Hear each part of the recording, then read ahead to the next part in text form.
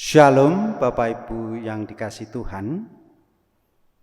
Marilah ibadah saat ini kita mulai.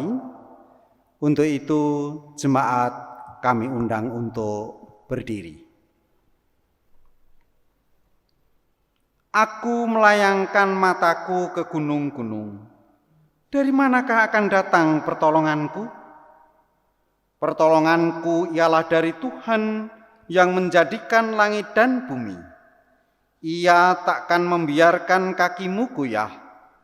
Penjagamu tidak akan terlelap. Sesungguhnya tidak terlelap dan tidak tertidur penjaga Israel. Tuhanlah penjagamu, Tuhanlah naunganmu di sebelah tangan kananmu.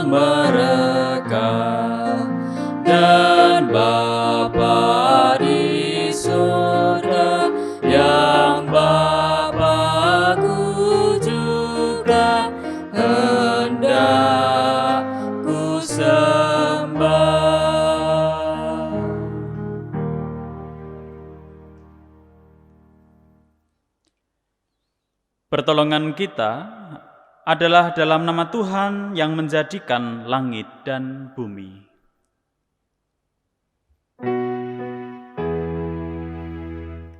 Amin, amin, amin.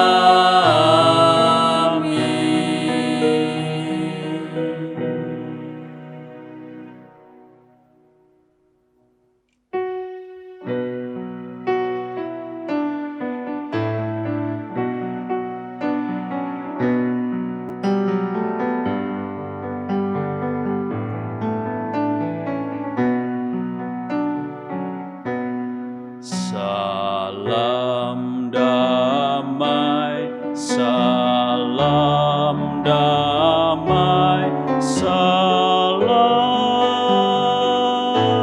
salam.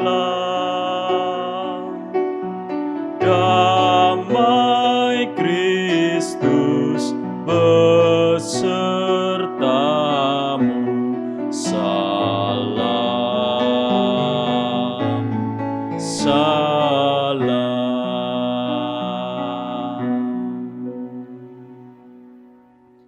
Jemaat dipersilahkan duduk.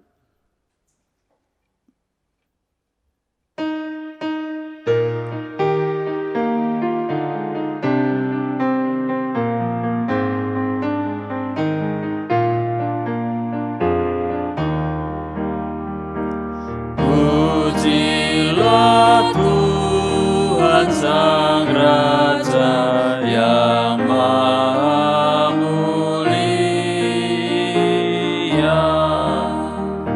Segenap hati dan jiwaku, pujilah Dia. Datang berkat, berilah musikmu berkat, angkatlah puji-pujian.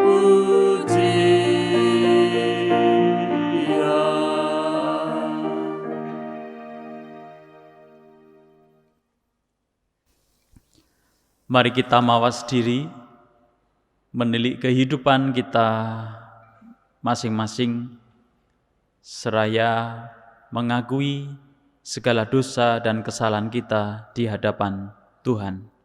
Mari kita masuk dalam doa pribadi.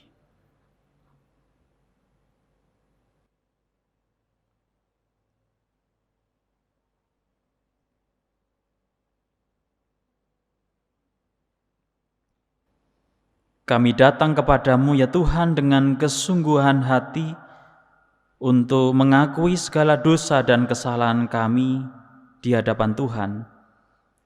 Karena memang nyata benar bahwa kehidupan kami masih jauh dari sempurna, belum sepenuhnya bisa melakukan kehendak Tuhan, baik melalui pikiran, perkataan, dan perbuatan kami. Bahkan kami sering menyakiti hati Tuhan dan juga menyakiti hati sesama kami. Karena itu ya Tuhan, ampunilah segala dosa dan kesalahan kami, layakkan kami untuk menghadap hadirat-Mu. Di dalam Kristus Yesus kami memohon. Amin.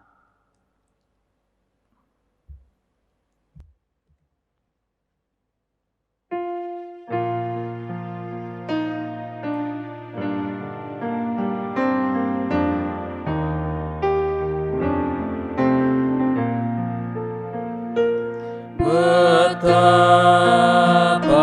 bahagia,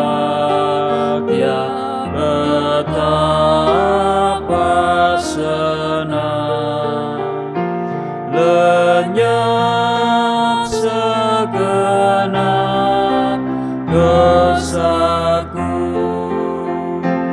dipaku di salib jerat ku lepas. Selamatlah, selamatlah jiwaku. Selamatlah jiwaku. Selamatlah, selamatlah jiwaku.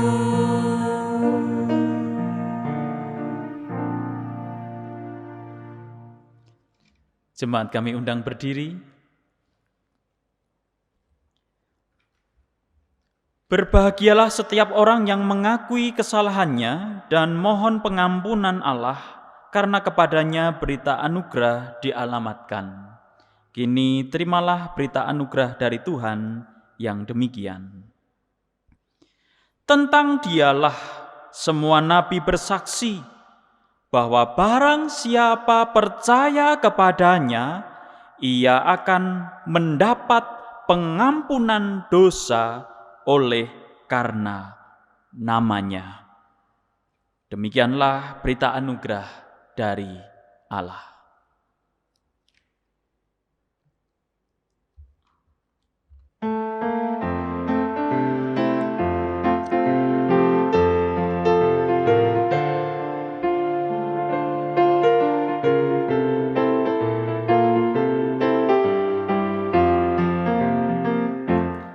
Aku tobat kembali ke jalan benar, sejak Yesus di hatiku,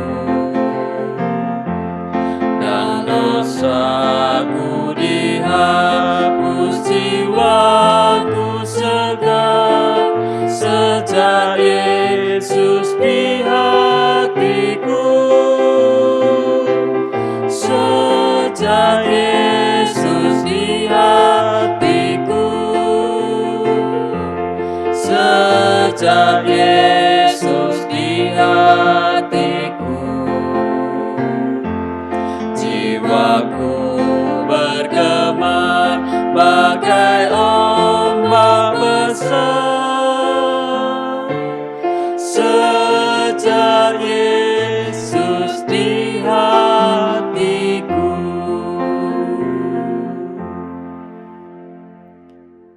jemaat dipersilahkan duduk. Mari kita berdoa. Bapa kami yang di surga, saat ini kami mempersiapkan hati untuk menerima firman-Mu sebagai sarana pemelihara kehidupan kami dan juga pemelihara pengharapan kami. Firman-Mu adalah pelita bagi kaki kami dan terang bagi jalan kehidupan kami. Karena itu nyatakanlah kebenaran firman-Mu untuk kami semua, supaya kami mengerti, memahami, dan tergerak hati untuk melakukan di dalam kehidupan sehari-hari. Kiranya kami mendapatkan keteguhan iman, kiranya kami mendapatkan jangkar untuk kami tetap berpegang teguh di tengah-tengah kehidupan yang penuh dengan pergumulan ini. Kami siap untuk mendengarkan firman-Mu ya Tuhan, maka bersabdalah kepada kami. Di dalam Yesus Kristus kami memohon. Amin.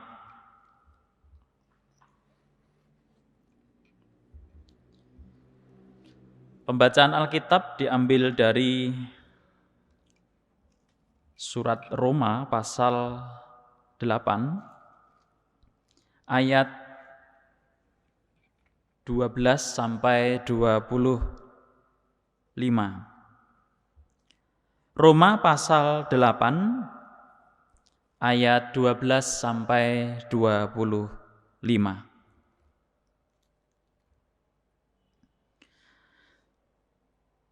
Jadi saudara-saudara, kita adalah orang berhutang, tetapi bukan kepada daging, supaya hidup menurut daging. Sebab jika kamu hidup menurut daging, kamu akan mati. Tetapi jika oleh Roh kamu mematikan perbuatan-perbuatan tubuhmu, kamu akan hidup. Semua orang yang dipimpin Roh Allah adalah anak Allah. Sebab kamu tidak menerima roh perbudakan yang membuat kamu menjadi takut lagi, tetapi kamu telah menerima roh yang menjadikan kamu anak Allah. Oleh roh itu kita berseru, "Ya Aba, ya Bapa." Roh itu bersaksi bersama-sama dengan roh kita bahwa kita adalah anak-anak Allah. Dan jika kita adalah anak, maka kita juga adalah ahli waris. Maksudnya, orang-orang yang berhak menerima janji-janji Allah, yang akan menerimanya bersama-sama dengan Kristus, yaitu jika kita menderita bersama-sama dengan Dia, supaya kita juga dipermuliakan bersama-sama dengan Dia. Sebab aku yakin bahwa penderitaan zaman sekarang ini tidak dapat dibandingkan dengan kemuliaan yang akan dinyatakan kepada kita. Sebab dengan sangat rindu seluruh makhluk menantikan saat anak-anak Allah dinyatakan. Karena seluruh makhluk telah ditaklukkan kepada kesia-siaan, bukan oleh kehendaknya sendiri, tetapi oleh kehendak Dia yang telah menaklukkannya, tetapi dalam pengharapan, karena makhluk itu sendiri juga akan dimerdekakan dari perbudakan kebinasaan dan masuk ke dalam kemerdekaan kemuliaan anak-anak Allah. Sebab kita tahu bahwa sampai sekarang segala makhluk sama-sama mengeluh dan sama-sama merasa sakit bersalin.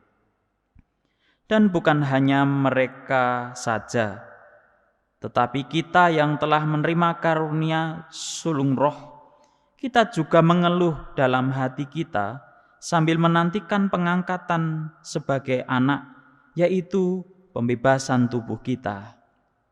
Sebab kita diselamatkan dalam pengharapan. tetapi pengharapan yang dilihat, bukan pengharapan lagi. Sebab bagaimana orang masih mengharapkan apa yang dilihatnya? Tetapi jika kita mengharapkan apa yang tidak kita lihat, kita menantikannya dengan tekun. Demikianlah pembacaan Alkitab. Berbahagialah mereka yang mendengarkan firman Tuhan, memelihara serta memberlakukannya dalam seluruh hidupnya. Haleluya.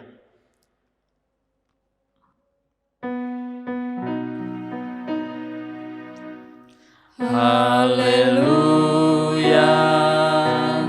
Haleluya.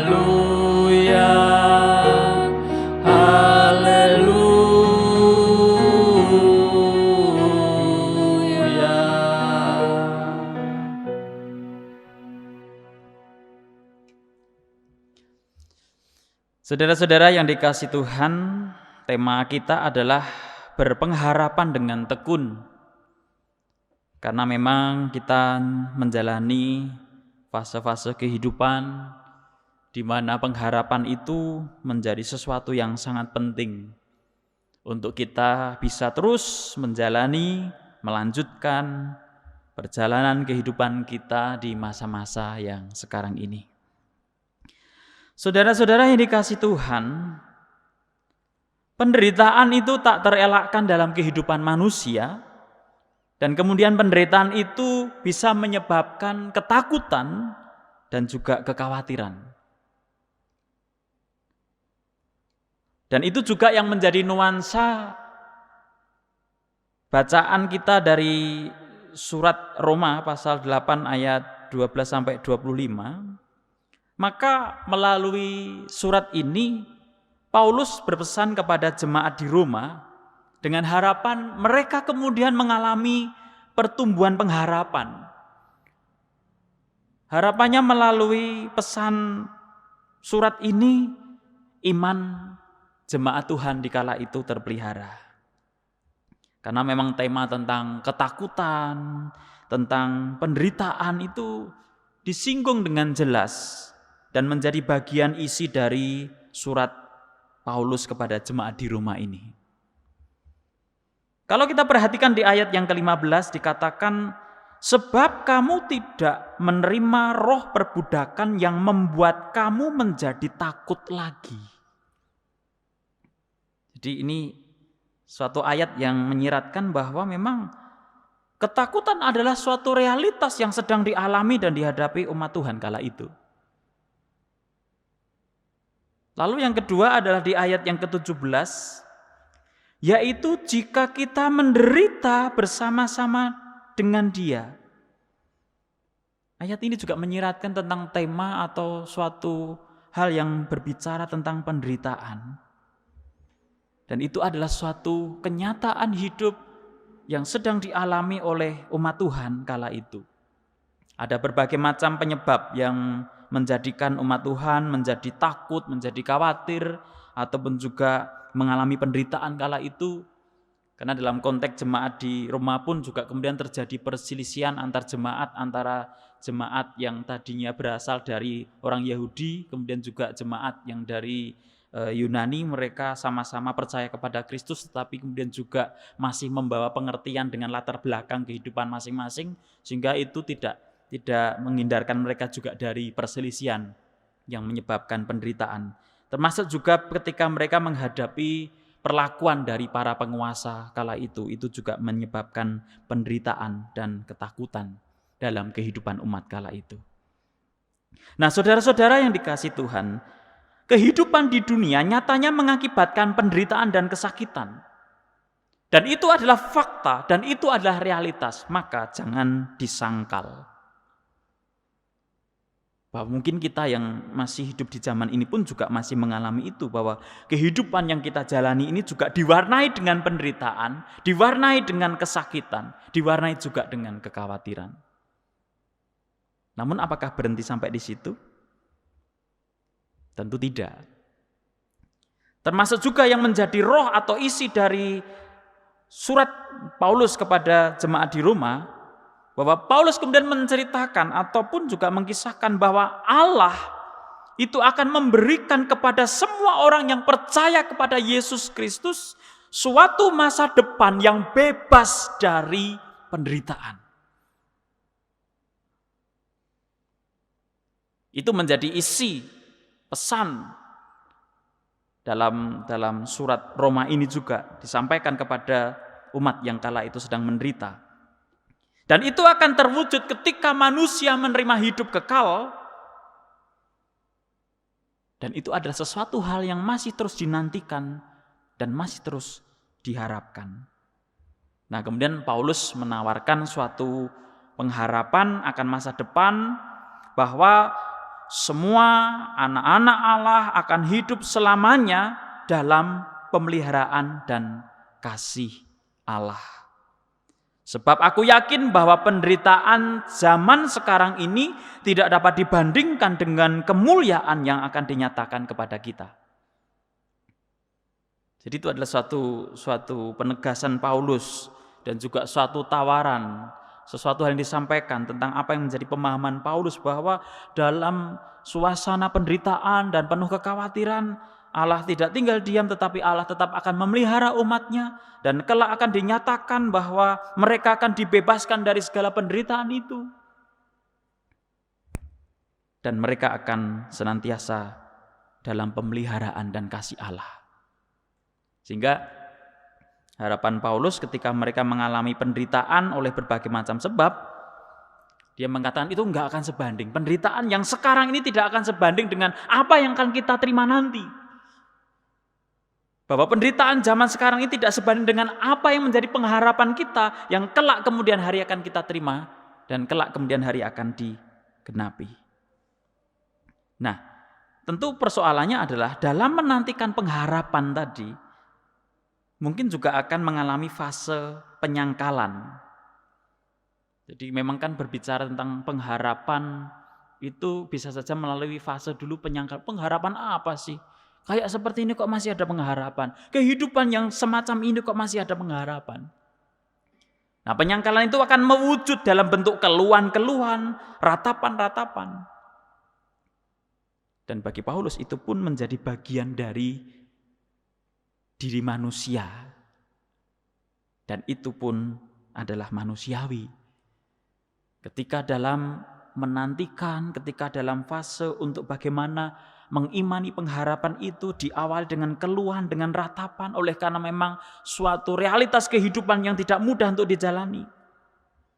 Tetapi tidak berhenti pada ratapan dan keluhan, lalu kemudian diingatkan bahwa kita ini telah menerima karunia sulung roh.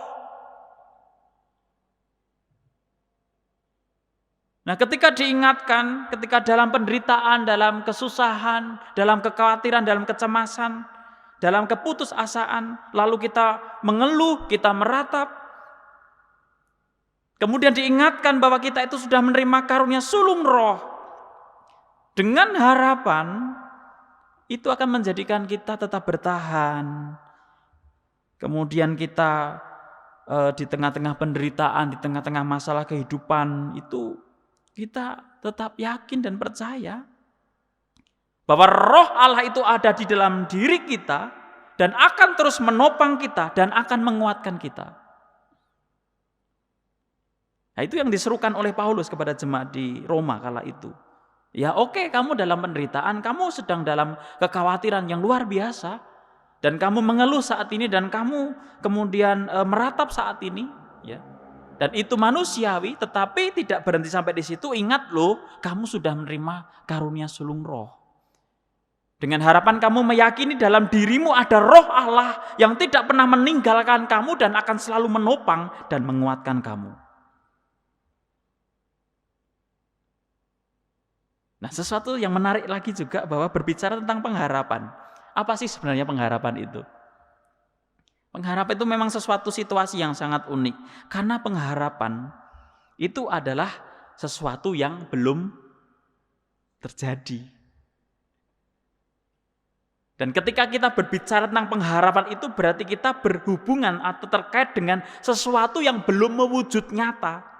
Sesuatu yang hurung cetha, tidak jelas, samar-samar, kabur, bahkan tidak kelihatan dan mengandung misteri. Itulah pengharapan. Ya kita berharap karena sesuatu yang belum kelihatan. Karena sesuatu yang samar-samar. Kalau sesuatu yang sudah cetha welo-welo tidak perlu diharapkan lagi karena sudah nyata.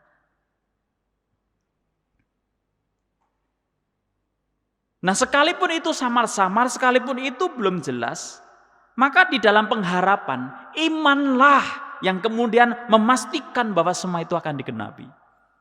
Jadi sekalipun berhubungan dengan sesuatu yang samar-samar, sesuatu yang belum kelihatan, belum nampak ujungnya akan seperti apa, tetapi ketika dengan iman kita meyakini itu akan digenapi, maka pengharapan itu akan menjadi sesuatu yang memberi makna kehidupan, yang memberi kekuatan di dalam kita menjalani kehidupan di masa kini dan di sini. Jadi dengan pengharapan itu ya semestinya kemudian menghasilkan sesuatu yang baik, sesuatu yang positif untuk kita menjalani masa-masa kehidupan di masa kini dan di sini. Sehingga ketika di masa kini dan di sini kita berhadapan dengan sesuatu problematika ataupun persoalan ataupun pergumulan, lalu kita punya pengharapan bahwa oh aku yakin ini akan selesai, ini pasti nanti akan kemudian berakhir dengan baik, karena aku yakin Tuhan beserta dengan saya, maka pengharapan itulah yang akan menuntun kita, akan menguatkan kita menjalani kehidupan dari hari ke hari, dan kita akan selalu dikuatkan untuk menjalani segala sesuatunya. Maka di ayat yang ke-24 sampai 25 dikatakan, sebab kita diselamatkan dalam pengharapan. Tetapi pengharapan yang dilihat bukan pengharapan lagi. Nah, disinilah mungkin kita kadang kemudian merasa terombang-ambing karena ketika kita berbicara tentang pengharapan, ya kita berbicara sesuatu yang masih misteri, sesuatu hal yang tidak jelas ujung pangkalnya seperti apa gitu ya. Karena sesuatu hal yang belum cetha, sesuatu hal yang tidak nampak jelas itu menggelisahkan, mengkhawatirkan, dan menakutkan, mencemaskan kita. Kita saat ini semua dicemaskan oleh pandemi yang memang belum kunjung berakhir. Ataupun juga persoalan-persoalan yang lainnya. Nah, justru dalam situasi yang belum cetha inilah, maka pengharapan itu menjadi sesuatu hal yang sangat penting. Tetapi jika kita mengharapkan apa yang tidak kita lihat, kita menantikannya dengan tekun. Jadi sesuatu yang dinanti, yang belum cetha, yang belum kelihatan, yang masih samar-samar, yang kemudian masih belum jelas ujung pangkalnya seperti apa, yang masih mengandung misteri, itu bisa dihadapi atau bisa dijalani dengan pengharapan yang kemudian dinantikan dengan ketekunan. Dan harapannya dengan ketika masih misteri itu justru menjadikan kita semakin tekun, semakin meyakini bahwa pertolongan Tuhan itu pasti dan nyata. Karena pada saat ini kita sedang diperhadapkan tentang kehidupan yang masih samar-samar. Banyak kehidupan kita yang belum kelihatan jelas, masih menjadi misteri. Dan sampai detik ini, sampai saat ini itu masih terjadi. Maka disinilah pengharapan menjadi penting. Karena dengan pengharapan itulah kita menjadi tekun dan sabar untuk menantikan penggenapannya. Kapan pandemi berakhir? Kapan perekonomian membaik? Kapan problematika keluarga mendapatkan jalan keluar? Kapan lulus sekolah? Kapan lulus kuliah? Kapan dapat kerja? Kapan sembuh dari penyakit? Pertanyaan-pertanyaan itu mungkin pernah muncul dalam diri kita dan itu menandakan tentang sesuatu yang memang belum jelas. Belum kelihatan ujung pangkalnya seperti apa, selesainya seperti apa, endingnya seperti apa. Dan ini adalah realitas kehidupan kita, penuh dengan pertanyaan-pertanyaan yang tidak jelas jawabannya. Dan memang tidak harus seluruhnya kita perlu mendapatkan jawaban. Tidak seluruhnya dalam kehidupan ini kita perlu mendapatkan jawaban yang pasti, tetapi tetap memberi ruang tentang misteri yang terjadi dalam hidup kita. Supaya kemudian kita masih tetap terus bisa hidup dalam pengharapan. Karena pengharapan itulah yang akan memberi kekuatan kita untuk dengan tekun menjalani kehidupan itu. Jadi saudara-saudara yang dikasihi Tuhan, kalau toh sampai saat ini kita masih merasa galau, kita masih merasa bahwa hidup kita penuh dengan penderitaan, penuh dengan ketakutan, itu memang menjadi realitas yang tidak terelakkan dalam kehidupan kita sebagai manusia. Tetapi yakinlah, percayalah bahwa kita sudah menerima karunia sulung roh yang ada dalam hidup kita, yang akan menuntun kita, yang akan meneguhkan kita, yang akan menopang kita menjalani kehidupan ini apapun yang terjadi. Dan mari kita dengan iman meyakini bahwa Tuhan pasti menolong kita. Dan akhir kehidupan ini pastilah kehidupan yang penuh kebahagiaan. Selamat berpengharapan, dan supaya pengharapan kita tidak pernah kunjung usai, dan kita tetap menantikan pengharapan kita dengan tekun. Selamat bertekun dalam pengharapan. Amin.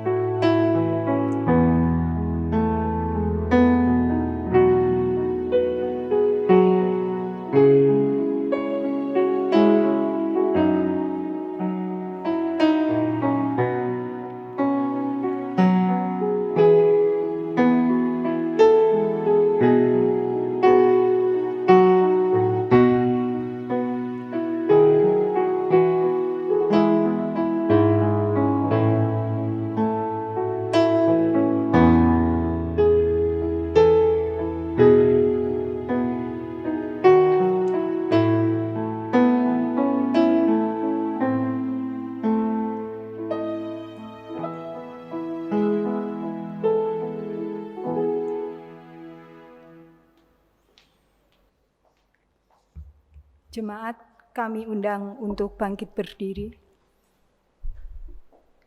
Bersama dengan jemaat Tuhan di segala tempat dan segala abad, marilah kita perbaharui iman Kristen kita dengan bersama-sama mengakui dengan pengakuan iman rasuli yang demikian. Aku percaya kepada Allah, Bapa yang Maha Kuasa, Khalik langit dan bumi, dan kepada Yesus Kristus, Anak yang tunggal Tuhan kita, yang dikandung daripada Roh Kudus, lahir dari anak darah Maria, yang menderita di bawah pemerintahan Pontius Pilatus, disalibkan, mati dan dikuburkan, turun ke dalam kerajaan maut. Pada hari yang ketiga, bangkit pula dari antara orang mati, naik ke surga, duduk di sebelah kanan Allah, Bapa yang Maha Kuasa, dan akan datang dari sana untuk menghakimi orang yang hidup dan yang mati. Aku percaya kepada Roh Kudus, gereja yang kudus dan am, persekutuan orang kudus, pengampunan dosa, kebangkitan daging, dan hidup yang kekal. Jemaat dipersilahkan duduk. Mari kita berdoa. Bapa di surga, sekalipun kami menjalani kehidupan yang penuh dengan misteri, banyak hal yang masih samar-samar dan tidak nampak jelas apa yang ada di depan kami dan apa yang akan terjadi. Namun dengan iman kami meyakini bahwa semua janji Tuhan itu akan digenapi, bahwa dalam segala keadaan apapun Tuhan akan merengkuh kami dengan kasih-Mu.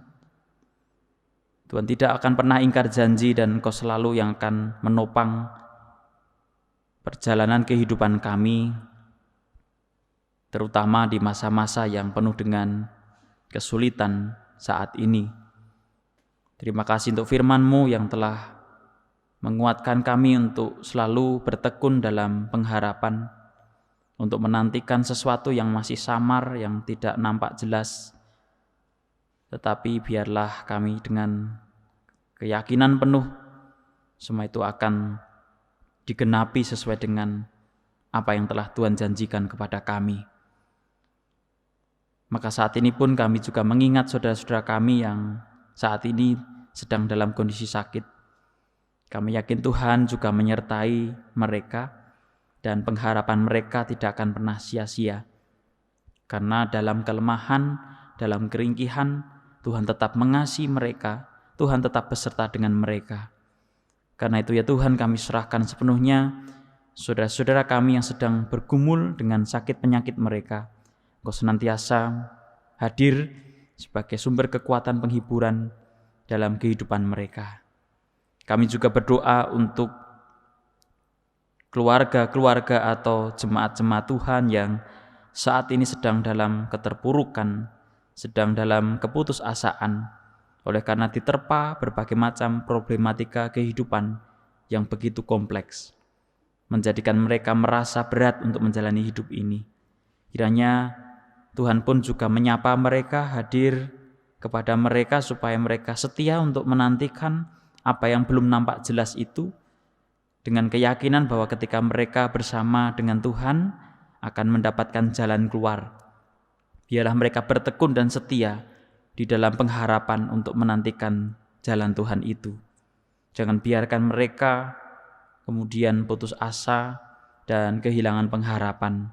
Tetapi biarlah mereka bangkit dalam pengharapan mereka untuk tetap terus menjalani kehidupan sekalipun penuh dengan lika-liku dan jalan yang terjal. Bapa di surga, saat ini kami juga berdoa untuk kehidupan kami sebagai gereja Tuhan. Kami sedang berhadapan dengan situasi yang sulit. Kami sedang dalam suasana yang memiliki gerak yang terbatas.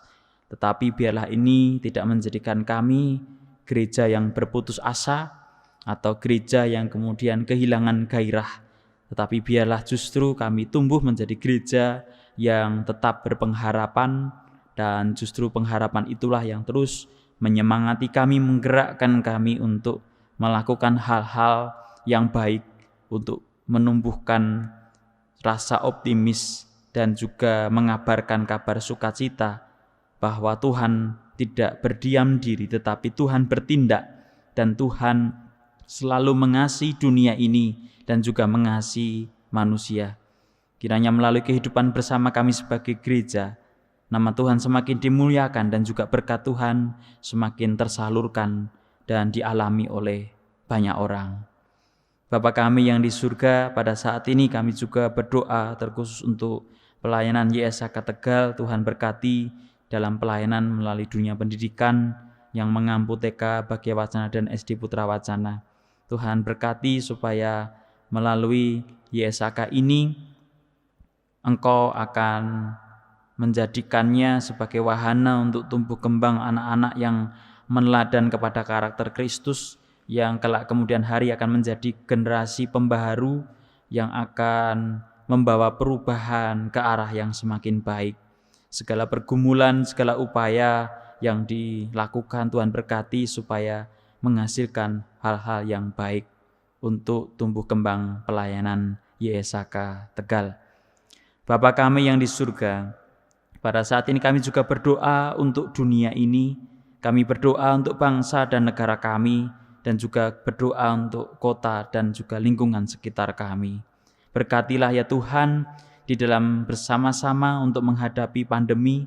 Berkatilah dalam kami bersama-sama untuk gotong royong, untuk meringankan segala penderitaan yang kami alami akibat dampak COVID-19 ini, ataupun juga problematika-problematika yang lain yang sedang dialami dunia ini, bangsa dan negara, kota dan lingkungan kami. Kami yakin Engkau tetap berdaulat dan Engkau adalah Allah yang punya kuasa, punya otoritas, dan Engkaulah yang selalu mengasihi dan melindungi dunia semesta ini, termasuk bangsa dan negara, kota, dan juga lingkungan sekitar kami. Bapa kami yang di surga, berkatilah kami sebagai umat-Mu dan juga seluruh lapisan masyarakat, supaya kami bersama-sama untuk menumbuhkan rasa optimis, semangat dalam menjalani kehidupan yang penuh dengan kesulitan, dengan tetap berdisiplin diri untuk bagaimana kami berusaha mencoba untuk menghentikan laju persebaran virus COVID-19 ini. Tumbuhkanlah kesadaran dalam diri kami bahwa setiap langkah gerak kami tidak hanya untuk kepentingan diri kami, tapi juga mempertimbangkan keselamatan orang lain. Supaya kami tidak jemu untuk berdisiplin menerapkan protokol kesehatan, untuk mengenakan masker, untuk rajin mencuci tangan, bergaya hidup bersih dan sehat, dan juga menjaga jarak.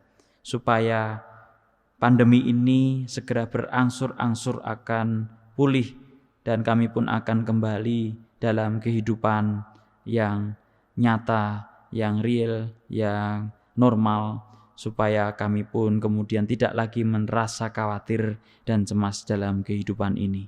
Bapa kami yang di surga, kami juga berdoa untuk saudara-saudara kami yang pada hari ini ataupun dalam minggu-minggu ini berulang tahun. Tuhan kiranya memberkati mereka seiring usia mereka bertambah dengan berkat sukacita, berkat damai sejahtera, dan juga berkat kecukupan dalam kehidupan sehari-hari. Inilah ya Tuhan syafaat yang kami naikkan kepadamu, dan jikalau saat ini kami juga hendak menaikkan doa pribadi kami, maka dengarkanlah doa pribadi kami yang demikian.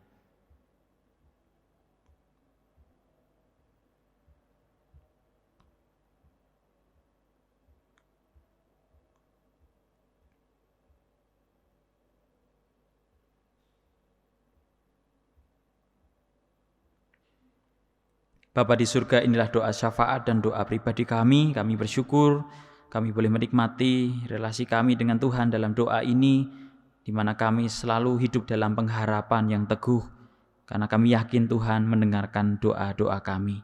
Segala doa dan permohonan ini kami minta dan kami naikkan di dalam nama Tuhan kami Yesus Kristus, Tuhan dan Juru Selamat kami.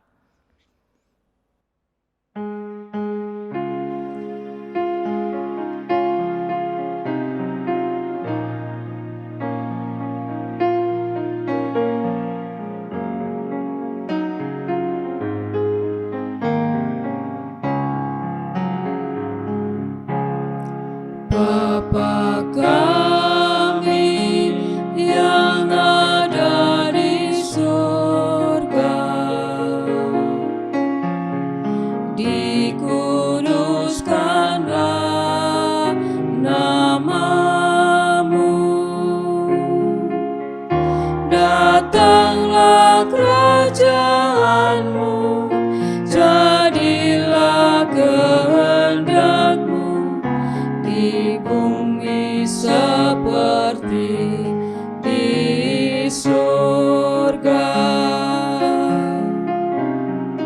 Beri kami hari ini makanan yang secukupnya, ampuni salah kami seperti kami ampuni yang bersalah pada kami. Jangan bawa kami dalam pencobaan, melainkan lepaskan kami dari yang jahat, sebab Kaulah yang punya kerajaan dan kuasa dan kemuliaan sampai selama-lamanya. Amin. Amin.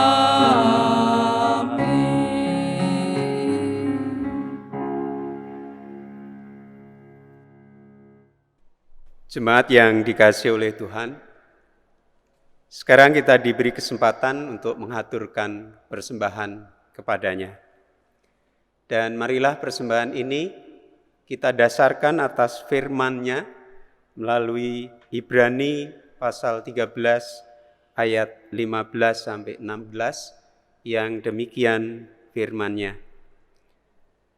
Sebab itu marilah kita oleh Dia senantiasa mempersembahkan korban syukur kepada Allah, yaitu ucapan bibir yang memuliakan nama-Nya. Dan janganlah kamu lupa berbuat baik dan memberi bantuan, sebab korban-korban yang demikianlah yang berkenan kepada Allah.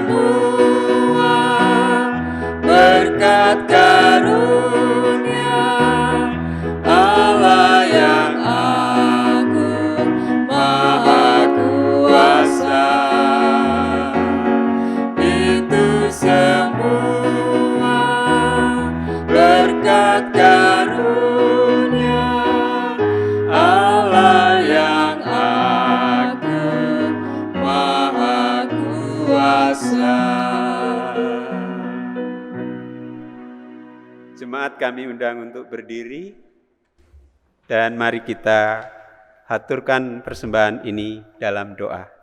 Mari kita berdoa.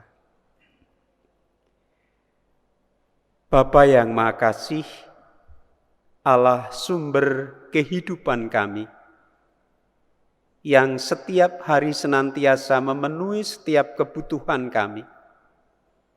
Oleh karena itu Tuhan, pada kesempatan ini kami datang kepadamu, menghaturkan syukur atas setiap berkat Tuhan yang telah Tuhan nyatakan dalam kehidupan kami.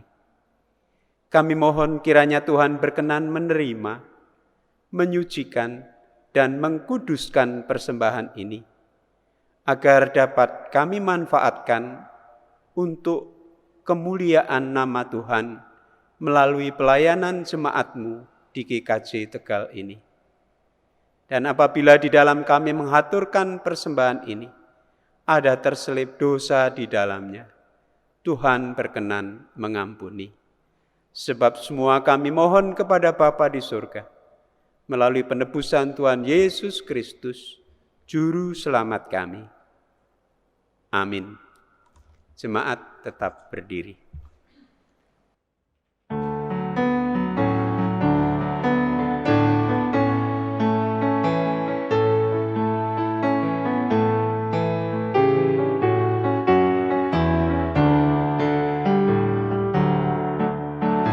Yesus menginginkan daku bersinar baginya.